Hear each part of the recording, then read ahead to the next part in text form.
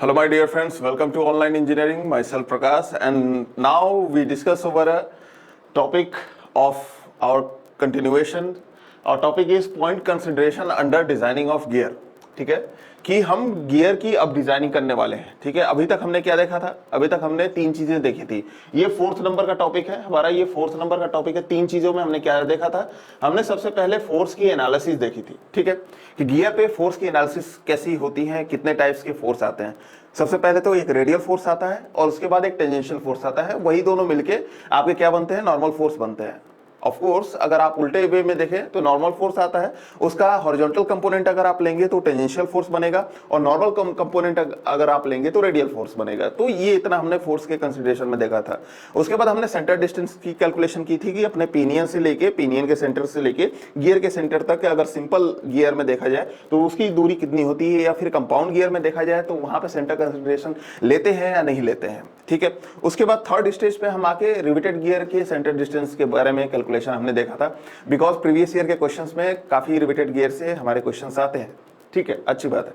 अब fourth stage पे हम देखेंगे कि अब प्रॉपर हम 100% अब हम एक्चुअल रियल हम डिजाइनिंग ऑफ गियर टूथ में अब हम एंटर कर रहे हैं। तो यहाँ पे पॉइंट कुछ कंसीडर हमें करना पड़ेगा कि किस पॉइंट के रिगार्डिंग हमें गियर की टूथ की डिजाइनिंग करनी है। ठीक है, तो ये जो हमारा हेडिंग है कि point consideration under designing of gear, तो इसमें सबसे एक ही केस आता है। इसमें ये जो फर्स्ट केस और एक ही केस आएगा क्या, कि always design for, always design for what, always design for worst condition. Worst condition इसका मतलब क्या है कि जब भी आपको कोई भी डेटा ना गिवन हो तो आपको हमेशा किधर की तरफ जाना है? वर्स्ट कंडीशन की तरफ जाना है, कि आपको जो सबसे वर्स्ट कंडीशन गिवन होगी उसी कंडीशन को लेके आपको डिजाइन करना है। दैट मींस वो वर्स्ट कंडीशन को अगर आप सेव कर गए तो इसका मतलब क्या होगा? इसका मतलब कि उससे जो भी अच्छी कंडीशंस होंगी उस पे आपका गियर आराम से चलेगा। Is it right or wrong? तो always design for worst condition. If there is no any data is given, अगर आपको कोई भी डेटा नहीं गिवन होता है तो जो सबसे worst कंडीशन होगा, उसी पे अपने गियर की डिजाइनिंग करनी है। ठीक है, अब आपका गियर का टूथ कैसा होता है माय डियर फ्रेंड्स? आपने जो फोर्स एनालिसिस में देखा था तो गियर का टूथ आपका स्पर गियर का टूथ इस तरीके का होता है। एक्चुअली में क्या है कि डिजाइन ऑफ गियर में ये जो वर्स्ट कंडीशन आएगी, और हमारा जो सिलेबस है गियर के लिए वो केवल क्या है, वो हमारा स्पर है। ठीक है, वो हमारा स्पर गियर की ही डिजाइन हमें करना है, और किसी भी टाइप के गियर की डिजाइनिंग नहीं करना है। चाहे वॉर्म गियर की हो गया, चाहे किसी भी टाइप की गियर की हो गया, हेरिंग बोन गियर, बहुत सारे गियर के टाइप्स आते हैं। तो हमें उन सब गियर की डिजाइनिंग नहीं करनी है, हमें केवल स्पर गियर की डिजाइन करनी है। ठीक है, तो designing of the spur gear topic आपका ये रहेगा कि डिजाइनिंग ऑफ स्पर गियर। अब स्पर गियर में हमें स्पर गियर की सबसे जो वर्स्ट कंडीशन है उसी की डिजाइनिंग करनी है। अगर if there is no any data is given, अगर डेटा गिवन है, साफ साफ बोल रखा है कि go for a design specially for what, pinion, तो आपको तब पिनियन का करना है। या फिर अगर क्वेश्चन में ये बोलता है, एग्जामिनर ये देता है कि आप गियर की डिजाइनिंग करो, या ड्राइविंग मेंबर की डिजाइनिंग करो, या फॉलोअर की डिजाइनिंग करो, तब आप उस केस में फॉलोअर की डिजाइनिंग करोगे। या फिर डिजाइनर या फिर एग्जामिनर ये बोलता है कि पिनियन की डिजाइनिंग करो, तब आप पिनियन की डिजाइनिंग करोगे।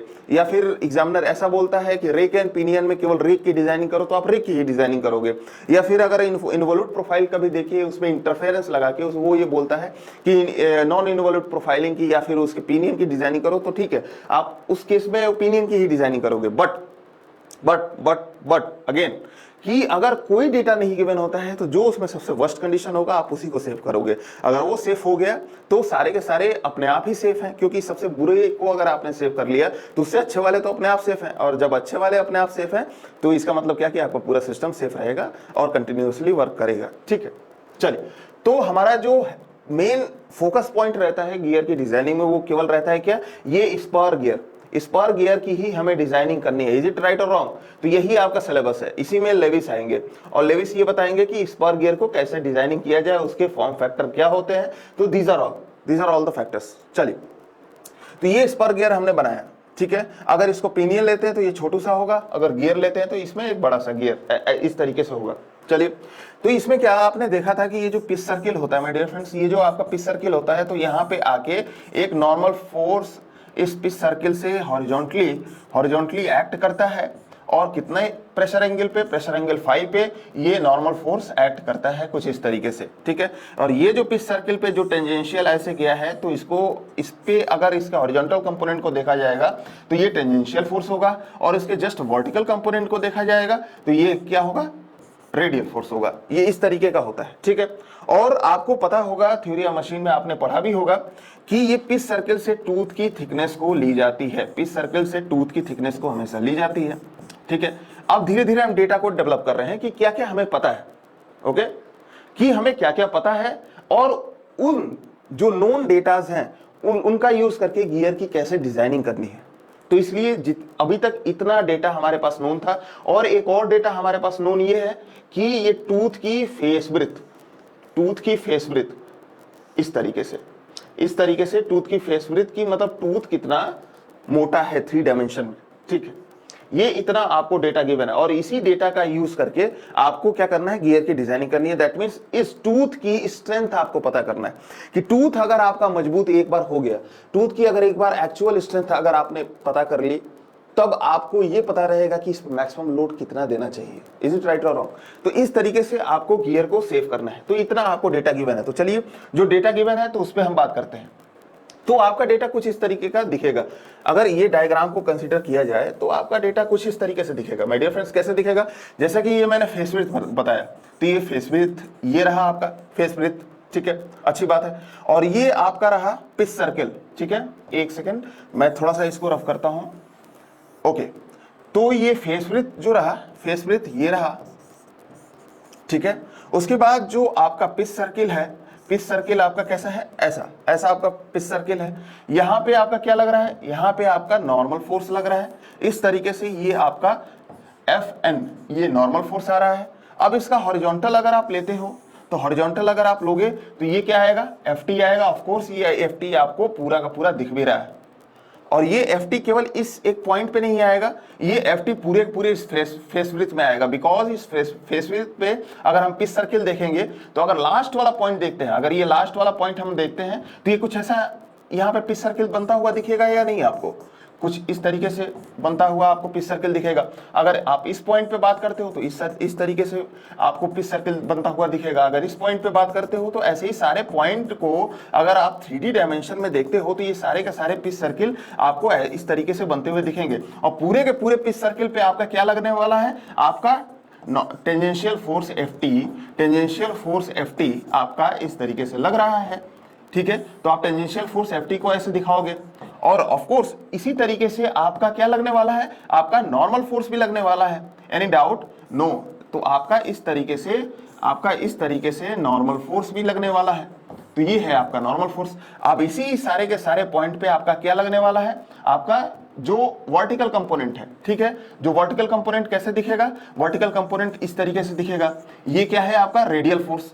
तो एक बार फाइनली ये रेडियल फोर्स को हमने ड्रॉ किया, ये इस तरीके से, ठीक है। इज इट राइट और रॉन्ग? आपको समझ में आ रहा है? तो चलिए, तो ये 3 डायमेंशन में सारे के सारे फोर्स को हमने दिखाया है। 3 डायमेंशन में सारे के सारे फोर्स को दिखाया। ये सारे के सारे ये रेडियल फोर्स होंगे, जो वर्टिकल होंगे, जो ये थोड़ा सा ग्रीनिश लाइन में है, जो सारे के सारे वर्टिकल है अबव द पिच सर्कल, ये रेडियल फोर्स है।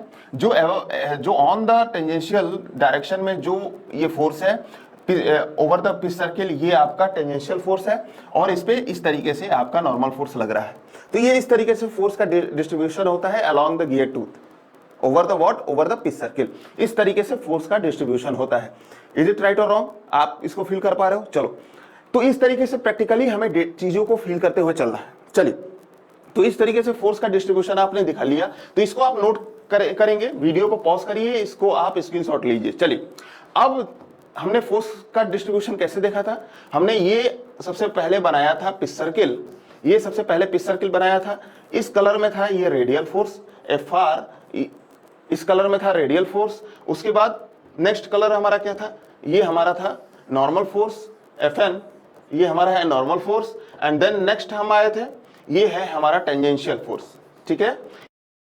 ये हमारा है टेंजेंशियल फोर्स। और नॉर्मल फोर्स और टेंजेंशियल फोर्स के बीच में कौन सा एंगल बन रहा है, ये एंगल बन रहा है फाई। ये इतनी बात अभी तक हमने देखी है। चलिए, और टूथ थिकनेस की अगर बात किया जाए तो टूथ थिकनेस भी हमने देखा था कि पिच सर्किल के अलोंग ही हम टूथ थिकनेस ले रहे हैं, तो ये है आपका टूथ थिकनेस, ठीक है। और ये है आपका फेस विड्थ बी। ये इतना सारा का सारा डेटा हमने देखा। अब जरा इसके रूट से देखते हैं। ये है इसका root of the gear tooth, ये है root of the gear tooth.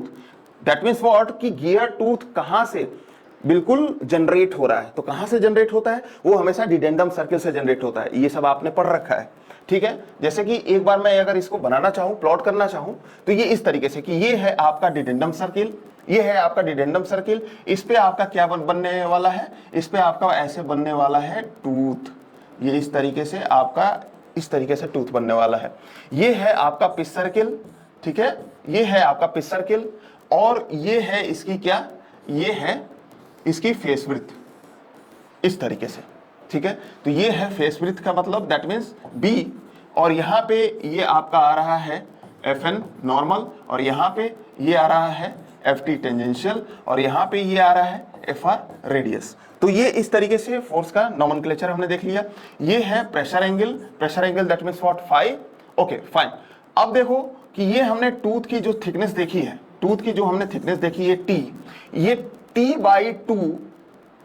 By जो 2 होता है, ये क्या होता है, जहां से ये टेंजेंशियल फोर्स लगा होता है। कैसे लगा होगा, अब देखो ये टूथ जनरेट कहां से हो रहा था, वही टॉपिक हम पीछे जस्ट बात कर रहे थे कि टूथ कहां से आपका जनरेट हुआ है, डिडेंडम सर्किल से जनरेट हुआ है, ठीक है। तो ये देखो डिडेंडम सर्किल से टूथ आपका जनरेट हुआ है। और ये पिच सर्किल अगर पूरा 3 डायमेंशन में अगर हम ऐसे बनाते जाते हैं, तो ये सारा का सारा पॉइंट कैसे कलेक्ट करता है, ये कुछ इस तरीके से सारा का सारा पिच सर्किल पॉइंट कलेक्ट करता है, ठीक है। तो अब यहां पे देखोगे तो ये जो डिस्टेंस है माय डियर फ्रेंड्स, ये क्या है, ये कितनी डिस्टेंस होगी, ये जो थिकनेस है, ये टूथ की थिकनेस, ये टूथ की थिकनेस कितनी है, T है, ओके। तो ये T/2 ये टूथ की होगी थिकनेस। और इतनी दूरी पे आपका पिच सर्किल आ जाएगा, और उस पिच सर्किल पे टेंजेंशियल क्या वर्क कर रहा है, पिच सर्किल पे टेंजेंशियल वर्क करेगा FT, ठीक है। और बाकी एक प्रेशर एंगल पे वर्क करेगा नॉर्मल एंगल, और रेडियली वर्क करेगा रेडियल फोर्स। तो ये इस तरीके से डिस्ट्रीब्यूशन फोर्सेस के होंगे, और इतने ही एक स्पेसिफाइड डायमेंशन पे होंगे। आपको कभी भी कोई भी डेटा, आपको किसी भी गिवन डेटा पे अगर गियर की टूथ की डिजाइनिंग करनी है, तो सबसे पहले आपको क्या करना पड़ेगा, जो भी गिवन डेटा है उस पे सारे के सारे फोर्स को दिखाने पड़ेंगे। तो गिवन डेटा में ये आपको गिवन होगा, स्पेसिफाइड होगा कि टूथ थिकनेस का just half above the addendum circle tangential direction में एक FT फोर्स वर्क कर रहा है, और उसके नॉर्मल डायरेक्शन में रेडियल फोर्स वर्क कर रहा है। तो ये आपको डेटा गिवन होगा, उसी के बिहाफ पे आपको डिजाइनिंग करनी पड़ती है। एंड देन नेक्स्ट लेवल पे अगर आप चलोगे, तो नेक्स्ट लेवल पे क्या नोटिस करोगे, नेक्स्ट लेवल पे नोटिस करोगे कि ये T/2 है, ये T/2 किसके इक्वल होगा, ये जो T/2 है ये किसके इक्वल होगा, ये आपके इक्वल होगा Y मैक्स के, ठीक है, Y मैक्स के। वाई मैक्स यहां पे मैं क्या लिख रहा हूं, ये मैक्सिमम डिस्टेंस लिख रहा हूं from what, from pitch circle से लेके डिडेंडम सर्किल तक। जो मैक्सिमम डिस्टेंस कवर की जा रही है वो कितनी कवर की जा रही है, वाई मैक्स। और जो वेरिएबल डिस्टेंस कवर की जा रही है वो कितनी डिस्टेंस कवर की जा रही है, x, and then next x, then next x. ये वेरिएबल कहां से डिस्टेंस आएगा, ये वेरिएबल डिस्टेंस आएगा ये FT के कारण। ये FT के कारण अगर हर पॉइंट पे मैं बेंडिंग कपल फाइंड करता हूं, हर एक पॉइंट पे मैं बेंडिंग कपल फाइंड करता हूं, तो वो कैसे, यहां पे बेंडिंग कपल अलग होगा, ये छोटे वाले एक्स के लिए बेंडिंग कपल अलग होगा, देन नेक्स्ट वाले एक्स के लिए बेंडिंग कपल अलग होगा, देन नेक्स्ट वाले एक्स के लिए बेंडिंग कपल अलग होगा। और जो एक्सट्रीम एक्स होगा, जो एक्स मैक्सिमम होगा, वो इक्वल किसके होगा, वाई मैक्सिमम के, ठीक है। और वाई मैक्स आपका किसके इक्वल है, वो T/2 के इक्वल है। T क्या है यहाँ पे, टूथ की थिकनेस है। तो इस तरीके से अगर हमने जब नोटिस किया, तो ये जो डिडेंडम सर्किल का ये वाला जो पूरा का पूरा लाइन आया, ये जो पूरा का पूरा लाइन आया, ये कैसा हमें लाइन मिलेगा, ये क्रिटिकल लाइन मिलेगा। यहाँ पे सबसे ज्यादा गियर आपका क्या होगा, अनसेफ होगा। अगर गियर आपका ब्रेक भी होगा तो इसी पॉइंट से होगा। कैसे होगा, क्योंकि ये जो FT फोर्स आ रहा है माय डियर फ्रेंड्स, ये जो FT फोर्स, FT ये रेड से, ये जो FT टेंजेंशियल ऐसे वर्क कर रहा है, टेंजेंशियल ऐसे वर्क कर रहा है। और आपने 3 डायमेंशन में क्या देखा है, आपने 3 डायमेंशन में ये देखा है कि ये पूरा का पूरा along the what, along the pitch circle, ये FT ऐसे ऐसे ऐसे ऐसे ये FT वर्क कर रहा है। और कितनी हाइट पे ये वर्क कर रहा है, ये वाई मैक्स हाइट पे, दैट मींस व्हाट t/2 पे ये वर्क कर रहा है, यानी कि यहाँ पे बेंडिंग कपल जनरेट हो रहा है। तो बेंडिंग कपल सबसे ज्यादा जनरेट कहां पे होगा, बेंडिंग कपल सबसे ज्यादा generate at the root of the what, gear tooth. तो वही चीज इस पिक्चर में दिखाया गया है कि जब x का वेरिएबल चलता है तो सबसे पहले सबसे कम लगेगा, उसके बाद थोड़ा सा ज्यादा, थोड़ा सा ज्यादा, थोड़ा सा ज्यादा, और जब सबसे ज्यादा y, ये जो पॉइंट है ये क्या है, y मैक्स है। और यहां पे क्या हो चुका है, यहां पे आपका हो चुका है व्हाट, यहां पे आपका हो चुका है डेटा h के बराबर, या फिर इसको कह लो t/2 के बराबर। तो y max equal to t/2, और ये h क्या डिफाइन कर रहा है, ये डिफाइन कर रहा है x मैक्स, कि यहां पे जाके x की वैल्यू सबसे मैक्स हो गई है। दैट मींस व्हाट, कि टूथ की थिकनेस बाई 2 पे जाके आपका सबसे ज्यादा बेंडिंग कपल आने वाला है। तो ये दिखा रहा है बेंडिंग को, और यहां पे दिखा रहा है कि आपका along the what, along the pitch circle कैसे tangential force, that means Ft आपका वर्क कर रहा है। तो ये इतना देखने के बाद हमने एक डेटा ये चीज देखा है, क्या देखा हमने, ये चीज देखा है एक डेटा ये, कि यहां पे ये जो लाइन है, ये जो लाइन है ये सबसे ज्यादा अनसेफ है। अगर इसको हम सेफ कर गए, अगर हम इसको सेफ कर गए, यहाँ पे जो गियर की टूथ है अगर यहीं से फेल होगी, ये हमें समझ में आ गया। कैसे समझ में आ गया है, कि ये जो Ft आपका लग रहा है ओवर द पिच सर्किल, उससे बेंडिंग कपल जो जनरेट होगा, तो सबसे ज्यादा बेंडिंग यहीं पे आएगा, सबसे ज्यादा बेंडिंग यही कपल यहीं पे आएगा, और उसके कारण यहाँ पे एक स्ट्रेस पैदा होगा। और ड्यू टू बेंडिंग अगर पैदा हो रहा है तो उस स्ट्रेस का नाम होगा बेंडिंग स्ट्रेस। और किस फॉर्म में होगा, वो टेंजेंशियली होगा, क्योंकि ये अगर टूथ को, ये Ft टूथ को अगर इधर ढकेल रहा है तो यहाँ पे खिंचावट आएगी। फील कर पा रहे हो आप इसको, कि ये जो Ft टूथ को ऐसे ढकेलेगी, इधर की तरफ ढकेलेगी, तो यहां पे खिंचावट आएगी, यहां पे खिंचावट आएगी। दैट मींस व्हाट, टेंशन यहां पे आएगा। ओके, और due to what, due to couple आ रहा है तो बेंडिंग स्ट्रेस यहां पे आएगा। ठीक है, तो आप इसको नोट करिए कि बेंडिंग स्ट्रेस आने वाला है, बेंडिंग स्ट्रेस आने वाला है, that means what, sigma B आपका आने वाला है। और ये इस पॉइंट पे सबसे ज्यादा क्या वो होगा, मैक्सिमम होगा, क्योंकि बेंडिंग आपका किस पे डिपेंड करता है, बेंडिंग आपका डिपेंड करता है डिस्टेंस पे, और यहां पे सबसे ज्यादा डिस्टेंस है, वाई मैक्स है इक्वल टू व्हाट, t/2। तो इसीलिए यहां पे सबसे ज्यादा बेंडिंग होगा, और किस नेचर का होगा, यहां पे टेंसाइल नेचर का होगा। ठीक है, तो इसको भी आप नोट करिए कि यहां पे टेंसाइल नेचर का होगा। इस तरीके से सीक्वेंस में आपको नोट करना है। अभी तो फोर्स एनालिसिस करके हमने ये देखा कि कहां पे गियर आपका सबसे ज्यादा अनसेफ है। Always design for what, worst condition. तो हमने वर्स्ट कंडीशन को पता किया कि यहां पे गियर हमारा सबसे ज्यादा अनसेफ है। अब हम उसी को क्या करेंगे, सेव करेंगे। ठीक है, उसी सिचुएशन को हम सेव करेंगे। तो हमें वर्स्ट कंडीशन समझ में आ गई है कि यहाँ पे सबसे ज्यादा बेंडिंग स्ट्रेस होगा, ये जो लाइन होगी यही क्रिटिकल लाइन होगी डिडेंडम सर्किल पे, जहां से गियर बनना शुरू हुआ था, और यही सबसे अगर क्रिटिकल हुई तो यहीं से हमारा गियर फेल होगा। तो फिर फोर्स की एनालिसिस कर लेते हैं। तो यहाँ पे जो फोर्स की एनालिसिस है बेंडिंग स्ट्रेस है, और bending stress due to bending couple of the what, maximum distance travelled by what, tooth thickness divided by 2, that means Y max. तो वहां से बेंडिंग स्ट्रेस आया, और उसके बाद उसका नेचर देखेंगे तो टेंसाइल इन नेचर। चलिए, तो ये इतनी चीज आपको समझ में आई। और अगर ये तो टूथ के राइट हैंड साइड पे ये कहानी चल रही थी, अगर लेफ्ट हैंड साइड पे यही अगर लाइन को अगर हम देखेंगे, यही अगर लाइन को लेफ्ट हैंड साइड पे हम देखेंगे, तो यहां भी क्या आएगा, यहां भी आएगा आपका बेंडिंग स्ट्रेस आएगा। ऑफ कोर्स यहां भी बेंडिंग स्ट्रेस आएगा, दैट मींस, लेकिन वो मैग्नीट्यूड में तो इसके इक्वल होगा। आप फील कर पा रहे हो कि जितना बेंडिंग स्ट्रेस यहां पे होगा, जितना बेंडिंग स्ट्रेस यहां पे होगा, एग्जैक्टली जस्ट उसके अपोजिट साइड में, गियर के टूथ के अपोजिट साइड में, जस्ट डिडेंडम सर्किल पे उतना ही बेंडिंग स्ट्रेस होगा, इक्वल टू व्हाट, उसके मैग्नीट्यूड के इक्वल होगा। बट डायरेक्शन में ये क्या होगा, फील कर पा रहे हो, डायरेक्शन में जस्ट अपोजिट होगा। यहां पे टेंसाइल आ रहा है, बिकॉज ये जो टूथ है ऐसे बेंड हो रहा है, तो यहां पे खिंचावट आएगी। बट ये बेंड होने के कारण यहां पे क्या आएगा, कंप्रेशन आएगा। तो यहां पे आपका कंप्रेसिव इन नेचर होगा, और यहां पे आपका टेंसाइल इन नेचर होगा।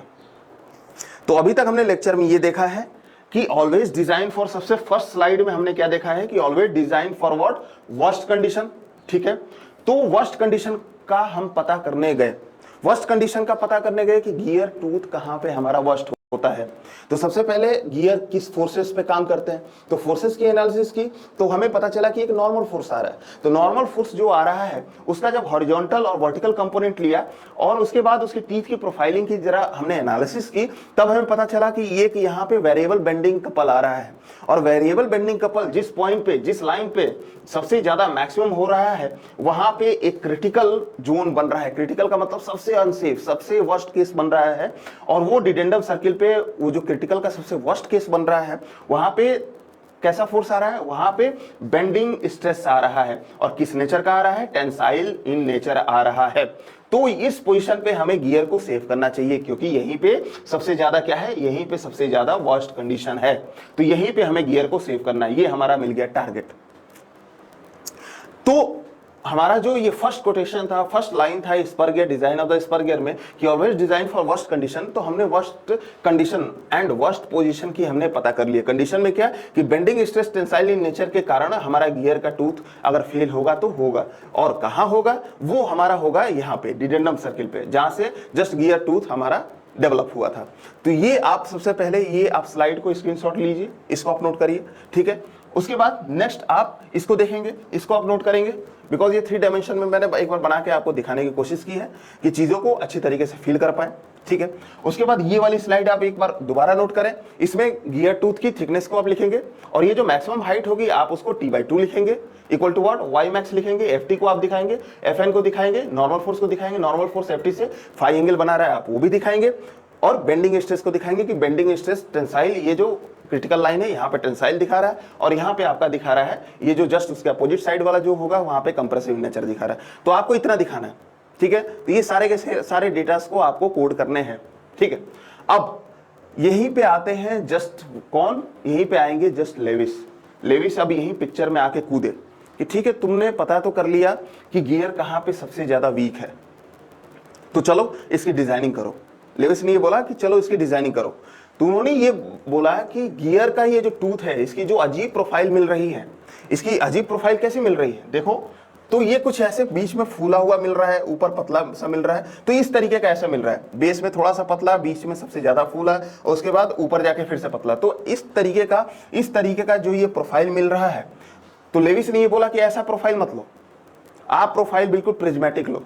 प्रिज्मेटिक का मतलब क्या, through out the area constant, कि जो जितना यहाँ पे ब्रेथ हो उतना ही ब्रेथ यहाँ पे हो, और total throughout the breadth आपको कांस्टेंट लेना है।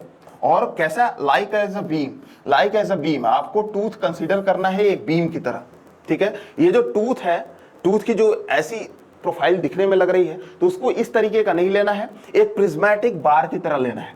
Prismatic bar like that, this, इस तरीके का आपको गियर की टूथ को लेना है।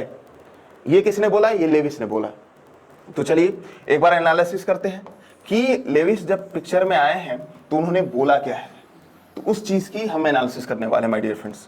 तो चलिए एक बार अगेन हम इसको ड्रॉ करते हैं, ये अपने डायग्राम को।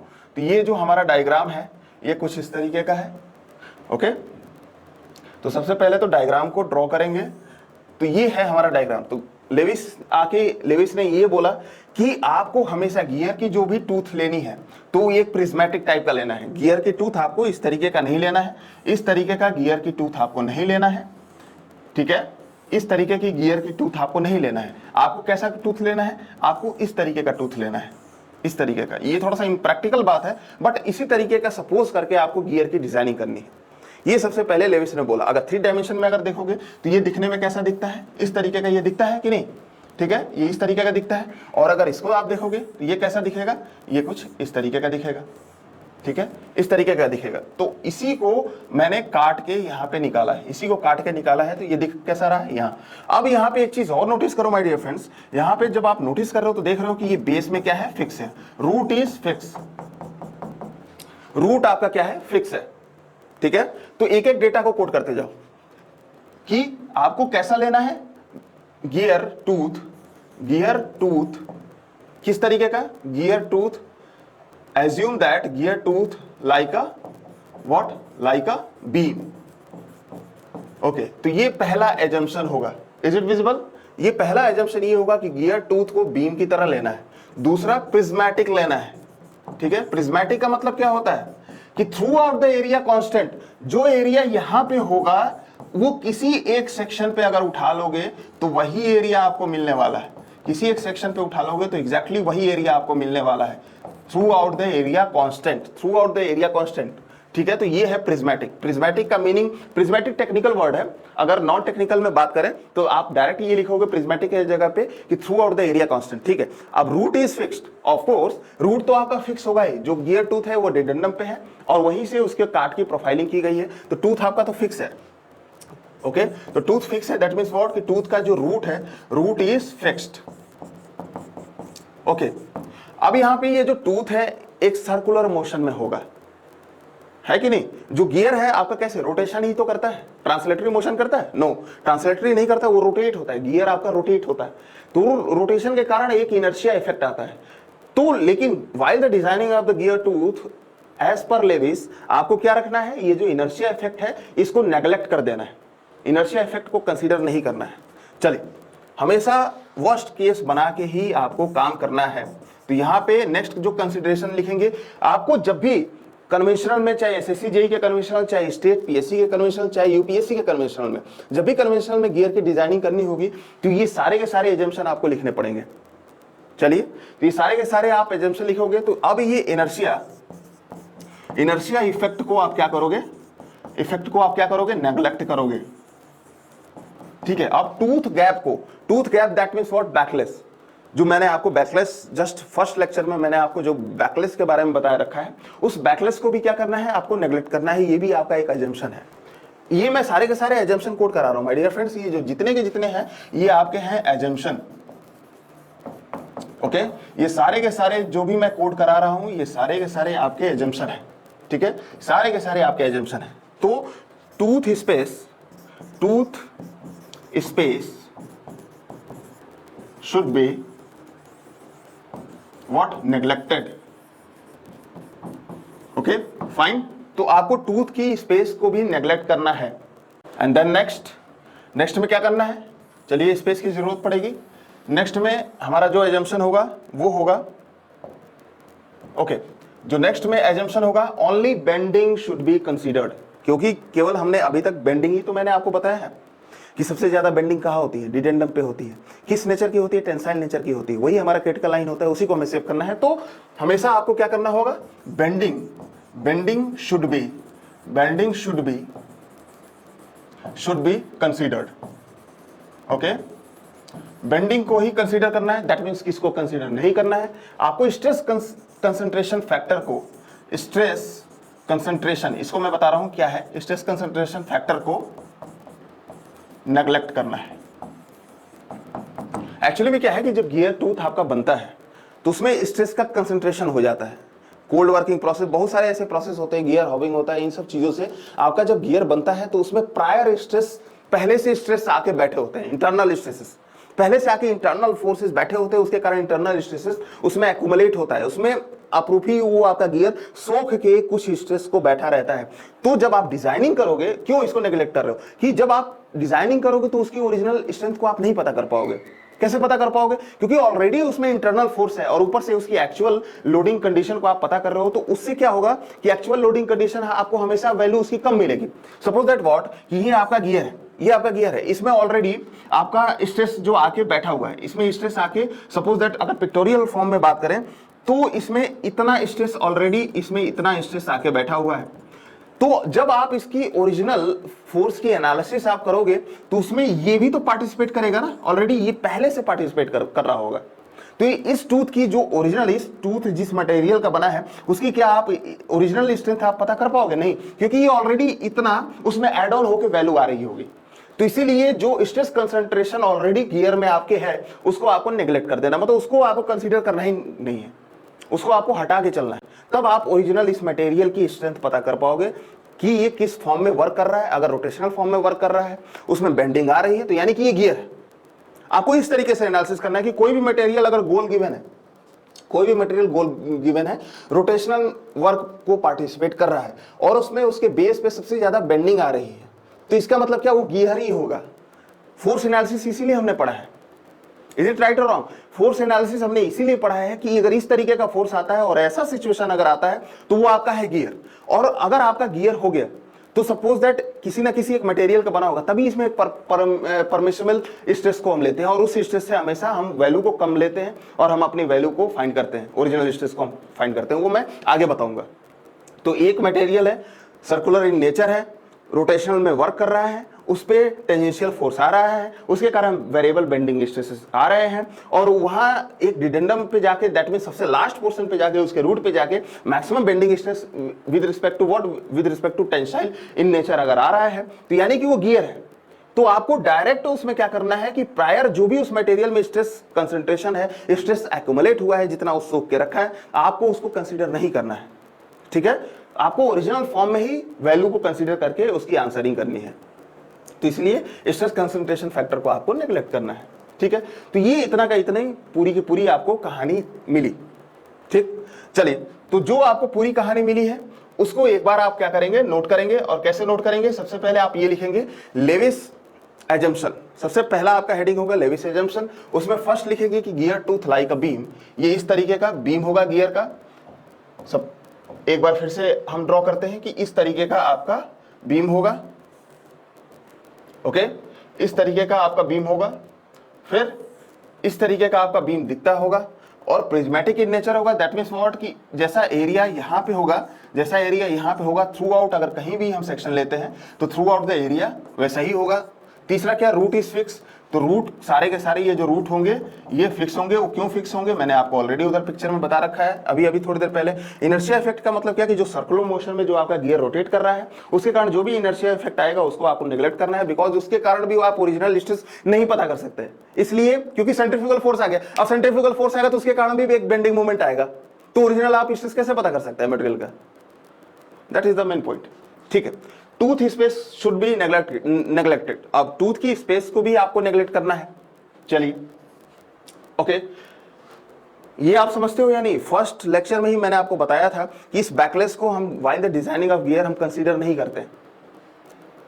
इज इट राइट और रॉन्ग? आपको याद आ रहा है कि tooth space minus tooth thickness equal to what, backlash. ये बैकलेस क्यों प्रोवाइड करते हैं? क्योंकि जब गियर चलता है, मेटल टू मेटल कॉन्टेक्ट होता है तो थर्मल एक्सपेंशन आता है। थर्मल एक्सपेंशन के कारण गियर क्या होते हैं, एक्सपैंड होते हैं, और गियर एक्सपैंड होने के कारण अगर टूथ स्पेस की थिकनेस अगर हमने प्रोवाइड नहीं की, बैकलेस नहीं प्रोवाइड किया, तो थर्मल एक्सपेंशन के कारण वो टूथ टीथ जो है स्पेस में जाके वो जम जाएगा, जैम हो जाएगा वहां पे, और पूरा का पूरा आपका सिस्टम उड़ जाएगा, फेल्योर हो जाएगा पूरी की पूरी machine. But while the designing of gear tooth space, that means what, जो बैकलेस है उसको आप नेग्लेक्ट करके चलते हो। तो वही यहाँ पे लाइन लिखा है, जो पहला वाला मैंने लेक्चर बोला था, देखो वही पिक्चर में आ रहा है। चलिए, उसके बाद क्या है कि बेंडिंग स्ट्रेस हमने फोर्स एनालिसिस में देखा था, तो बेंडिंग स्ट्रेस को ही केवल कंसीडर करना है फोर्स एनालिसिस में, इसीलिए मैंने केवल बेंडिंग स्ट्रेस को ही आपको दिखाया, ना कि अदर में स्ट्रेसेस, चाहे इनर्शिया इफेक्ट के कारण सेंट्रीफ्यूगल जो इफेक्ट्स आ रहे हैं, या फिर स्ट्रेस कंसंट्रेशन जो फैक्टर आ रहे हैं, जो प्रायर गियर की डिजाइनिंग या फिर जब गियर की मैन्युफैक्चरिंग हो रही थी तो उस समय के जो भी स्ट्रेस के एक्युमुलेशन थे उनको नहीं देखना है मटेरियल में।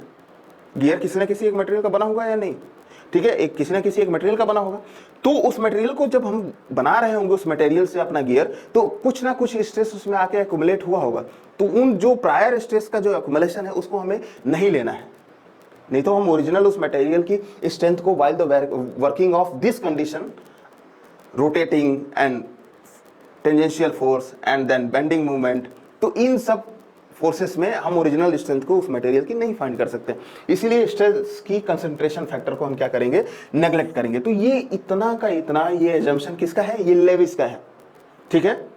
क्योंकि लेविस के ही हिसाब से आप टूथ की कर रहे हैं अब हम डिजाइनिंग, ठीक है? तो ये सारा का सारा आप कोट करिए।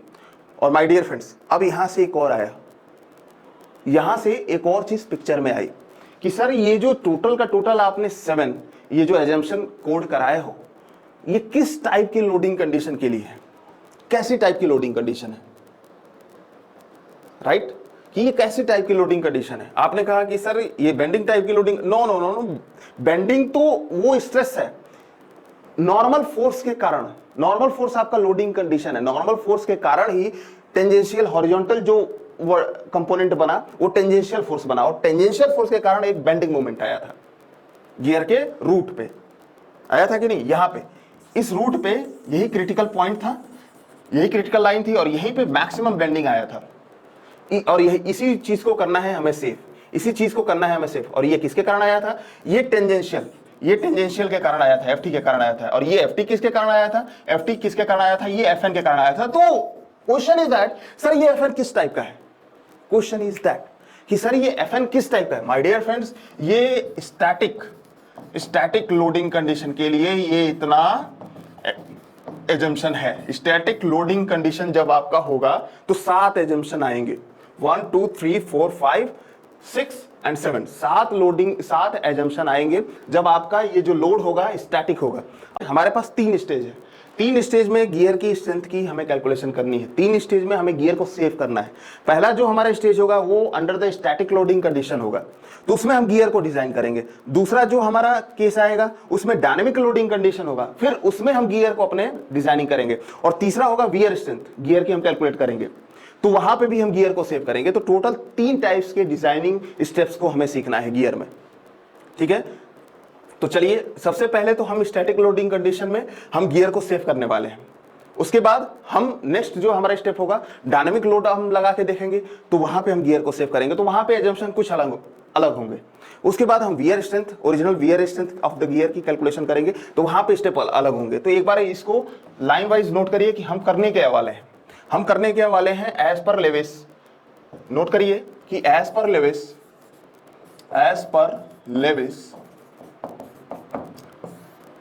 एक तो स्टैटिक लोडिंग कंडीशन पे, स्टैटिक लोडिंग कंडीशन पे हमारा गियर वर्क करता है, एक डायनेमिक